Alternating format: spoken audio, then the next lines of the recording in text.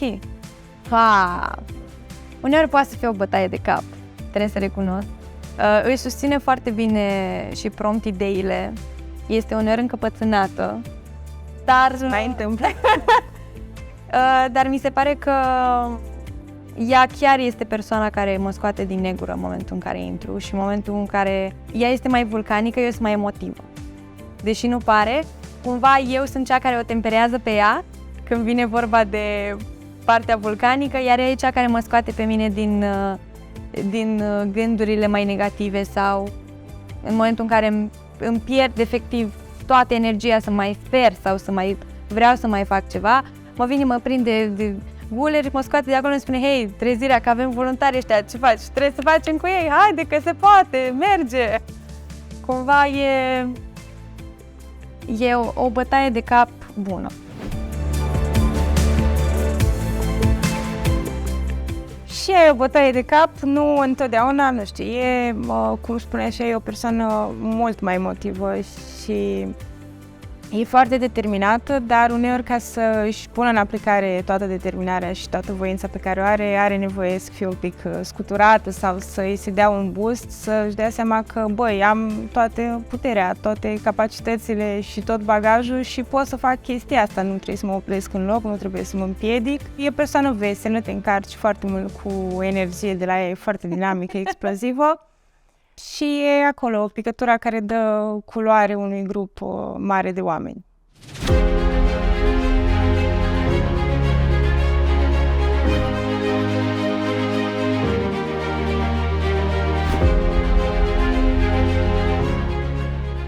Am intrat în Crucea Roșie în 2015, în toamnă, deci acum destul de mult timp, în prezent suntem în 2023. Deci, destul de mulți ani, pot să zic. Eu am aproape 11 ani de voluntariat. Am intrat prin prisma concursului Sanitarii Pricepuți, inspirată de profesoara mea de biologie, dar ne-am cunoscut la Crucea Roșie, venim din filiale diferite și cumva contextul Crucii Roșii ne-a pus împreună și ne-am prietenit. Din ce filiale veneți? Eu de la Dâmbovița și eu de la Brașov. Da, și v-ați întâlnit aici la București? Nu. La unde? Într-o tabără de vară, cumva am fost puse împreună să lucrăm pe un atelier și acolo am clicuit, să-i spunem așa, profesional și apoi și personal și de atunci lucrăm împreună în toate activitățile. Ne-am dat seama că cumva stilurile noastre de a lucra sunt foarte similare.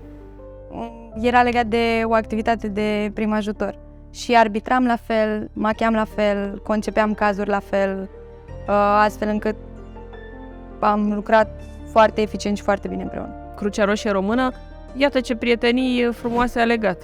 De o viață! Eu m-am mutat din primul meu an de facultate în București și mergeam la mine la filială în continuare, dar programul fiind de așa natură încât la un moment dat nu am mai putut să ajung atât de des, am zis că nu pot să renunț și trebuie să dau o mână de ajutor și aici și am rămas. Iar tu? Cumva eu am ajuns la București tot din prisma masterului. Eu mi-am făcut facultatea la Brașov, dar acum 3 sau 4 ani m-am mutat în București cu programul de master și am rămas aici. La început și eu frecventam filiala, încă mai merg la filială și îmi susțin filiala de fiecare dată când pot, dar am simțit nevoia să fac și aici ceva, mai ales că ne-am vorbit amândouă, am spus, dacă toți suntem aici, de ce să nu facem treaba asta și să venim să aducem și aici un plus valoare și să încercăm să creăm o comunitate și aici.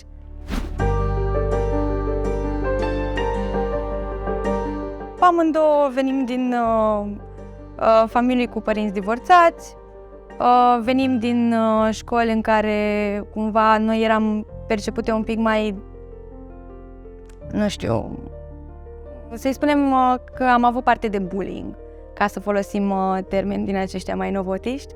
Și cumva amândouă cred că am scăpat și am evoluat prin Crucea și ne-am găsit aici o familie pe care ne-am ales-o noi, un loc sigur în care am putut să înflorim ca niște flori și să îi bucurăm și pe alții, să-i spunem așa, de florile noastre.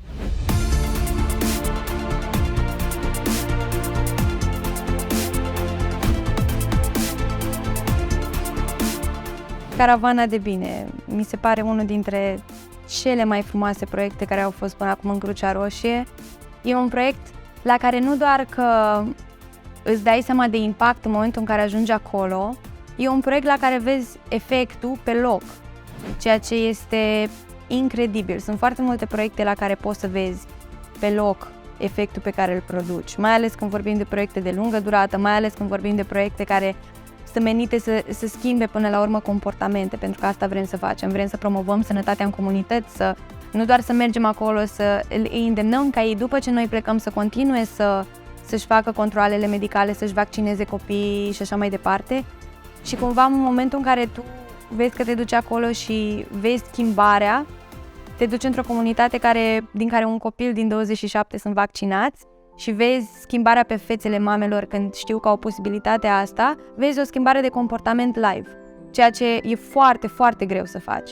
Schimbările de comportament nu se fac pe loc, iar Caravana mi se pare că este unul din puținele proiecte care chiar poate să atingă chestia asta, măcar într-o mică proporție. Cred că dacă ar fi, m-aș axa pe Iași. Aș crește-o, aș duce-o în și mai multe locuri, aș face-o și mai amplă. Și dacă ar fi să vorbim despre, nu știu, un proiect pe care poate am vrea să-l creăm, eu și cred că și tu visăm cumva să ajungem și în comunități și să share-uim informația asta despre voluntari, ca să atragem cât mai mulți tineri, pentru că doar așa poți să te dezvolți, mai ales când ești într-o comunitate unde nu ai acces la foarte multe lucruri. Și, nu știu, să implementăm așa programe de voluntariat pentru tinerii din comunitățile care nu au posibilitățile să se dezvolte în alte feluri.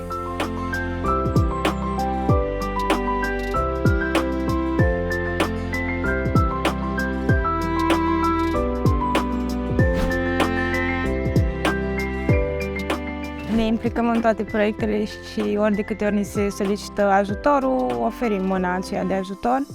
Cred că ne place foarte mult să lucrăm cu voluntarii, să-i creștem, să-i dezvoltăm, pentru că asta e cel mai frumos lucru, să știi că, nu știu, o vorbă caldă, o îmbrățișare, un training a făcut pe cineva să schimbe tot parcursul și chiar am avut cazuri de voluntari care ne-au mulțumit și ne-au spus că pentru că ne-au cunoscut pe noi, astăzi au ajuns să fie la facultatea aia sau au devenit niște persoane extrovertite sau niște persoane care acum reușesc să vorbească în public sau să-și susțină părerea. Și e cumva cel mai frumos și mai minunat lucru să vezi așa cum crește o persoană prin și cu ajutorul mâinii pe care tu i-ai dat-o.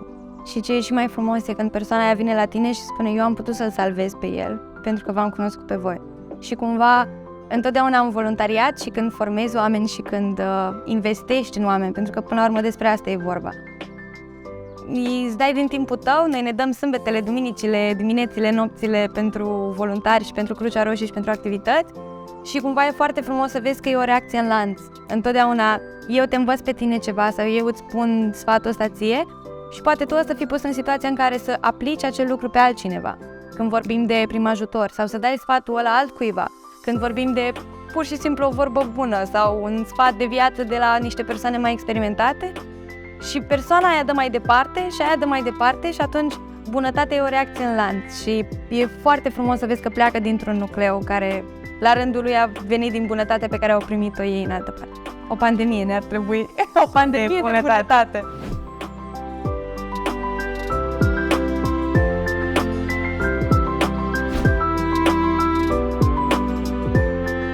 Viața te formează, nu știu, îți dă o direcție sau poate tu vrei să te duci pe o cale și nu ai ochii deschiși către o altă cale în care te potrivești mult mai bine. E modul în care, nu știu, crești, te șlefuiești, ai parte de experiențe bune sau mai puțin bune, dar în final ajungi, nu știu, un om cu principii, un om cu valori și un om care e gata întotdeauna să dea o mână de ajutor, să împrăștie mai departe binele pe care l-a primit. Mi-am amintit de ceva ce a spus o colegă de-a noastră din Crucea Roșie, că nu există probleme, există doar provocări. Deci lucrurile rele prin care treci sunt tot un lucru bun și pe lângă faptul că te dezvoltă pe tine, voluntariatul îți oferă oameni. Și oamenii sunt cel mai frumos cadou pe care poți să-l primești, pentru că în momentul ăsta, dacă noi, nu știu, trebuie să plecăm la Timișoara, avem pe cineva la Timișoara. Dacă trebuie să plec la Oradea, la satul mare, dacă trebuie să plec în altă țară, în Luxemburg, vă pot să dau un mesaj să știu că am pe cineva acolo. Și mi se pare că o rețea de oameni este un lucru atât de valoros pe care nu poți să-l primești decât interacționând cu ei și făcând practic un lucru care vă unește, și anume munca neremunerată. Pentru că în momentul în care faci ceva fără să primești absolut nimic în schimb, înseamnă că cu adevărat vrei să faci lucrul ăla. Dacă la muncă te mai duci că trebuie sau că pentru bani, chiar și dacă îți place ce faci, te duci pentru că ești obligat. În voluntariat chiar te duci doar pentru că vrei și pentru că îți vine din lăuntru tău să faci chestia asta, și ăsta este genul de lucru care conectează oamenii într-un fel în care nu mai poți să le deconectezi decât cu bonfire, nici măcar. Adică nu, sunt niște lanțuri care sunt pline de, nu știu, voință și de putere și de doar de lucruri frumoase. Da, și că ziceai de prietenii, mi se pare fascinant că prin Crucea Roșie nu îți legi doar prietenii locale, ci îți legi prietenii peste tot prin țară care, nu știu, rezistă ani de zile, chiar dacă nu vă vedeți în fiecare zi. Știi că ai omul tău de Cruce Roșie din județul respectiv pe care îl suni dacă ai o problemă sau dacă ești în județul respectiv să te vezi cu el, să mai stați de vorbă sau să mai concepeți o activitate împreună. Au fost momente, nu știu, poate grele, tensionate, încărcate, în care simțeai că nu mai ajungi la lumină, să-i spunem așa, sau că nu mai termini activitatea sau că, nu știu, ești în pană de idei, dar cumva ne-am și susținut una pe alta. Când una cădea, cealaltă era acolo să o ridice, și când simțeam că ne prăbușim așa amândouă, am avut oamenii care ne-au crescut pe noi și veneau așa ca o mână de susținere și mereu ne inspirau și ne spuneau că putem să facem chestia asta, că lucrurile o să iasă și că o să fie duse la capăt într-un final. Sau din contră, îi aveam chiar pe omuleții ăștia, pe care noi îi luam și îi creștem, și când simți că nu mai poți și ai ajuns la capătul capătului, ești după prăpastie, undeva plutești deasupra ei, te uiți la ei și faci o activitate. Sau vă întâlniți la un board game, sau țineți un training și vedeți că ei sunt super captivați. Și în momentul ăla îți dai seama, pentru asta fac ce fac, pentru asta îndur tot, pentru asta trec prin situații grele sau prin dificultate, nu știu, nestabilit pe o idee sau prin impasuri birocratice sau așa mai departe, doar pentru asta. Când vezi rezultatul sau când te duci la doamna din munte și o asiști medical, sau când îi dai un pachet unei doamne care nu mai poate să meargă sau ajuți să treacă stradă sau orice fel de lucru, alea sunt lucrurile care te ajută să treci peste impasurile astea, și uneori e bine să ai pe cineva lângă ca să-ți deschidă ochii, că poate tu nu le vezi. Poate eu chiar sunt atât de pierdută încât nu le văd, dar ea vine și îmi spune: hei, uite, pentru ei facem chestiile astea, de aia facem tot ce facem. Oamenii de Cruce Roșie sunt invincibili, dar doar par. Ei chiar sunt, să știi. Noi suntem toți invincibili, dar suntem invincibili pentru că ne avem unii pe alții. Dacă ne-am dezbinat, n-am mai fi. Dar îmbinat, în unitatea noastră, care e până la urmă unul din cele 7 principii, noi suntem invincibili. Se schimbă președintele electorale. Așa. Comprimată. E format din două cuvinte. Trăsătură.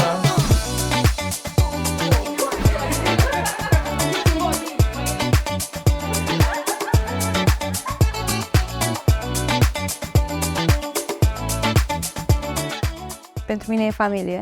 La finalul zilei tot începe să termină cu ea. La Crucea Roșie, da.